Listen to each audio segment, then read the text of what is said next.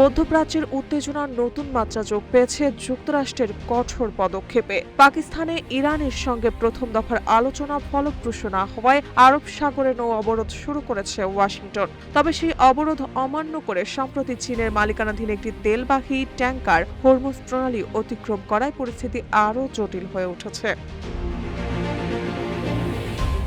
এই ঘটনার পর ইরান থেকে চীনের তেল আমদানি পুরোপুরি বন্ধ করার ঘোষণা দিয়েছে যুক্তরাষ্ট্র। দেশটির অর্থমন্ত্রী বলেন, হরমুজ প্রণালীতে ইরানি তেলবাহী জাহাজগুলোকে বাধা দেওয়া হবে এবং চীনকে বিকল্প উৎস থেকে জ্বালানি সংগ্রহ করতে হবে।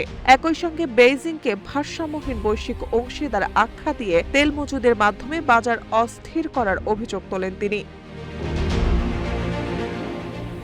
এদিকে ইউএস সেন্ট্রাল কমান্ড জানিয়েছে, ইরানি বন্দরে যাতায়াতকারী সব দেশের জাহাজের ওপর অবরোধ কার্যকর হবে। এজন্য মোতায়েন করা হয়েছে অত্যাধুনিক গাইডেড মিসাইল ডেস্টার। অন্যদিকে যুক্তরাষ্ট্রের এই একতরফা পদক্ষেপের তীব্র সমালোচনা করেছেন চীন। দেশটির প্রেসিডেন্ট শি জিনপিং শান্তি প্রতিষ্ঠার 4 দফা প্রস্তাব তুলে ধরে সংলাপের মাধ্যমে সংকট সমাধানের আহ্বান জানিয়েছেন।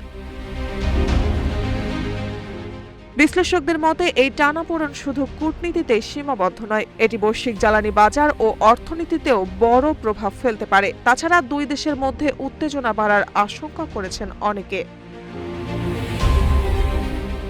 মার্জিয়া মৌ, রূপালী বাংলাদেশ।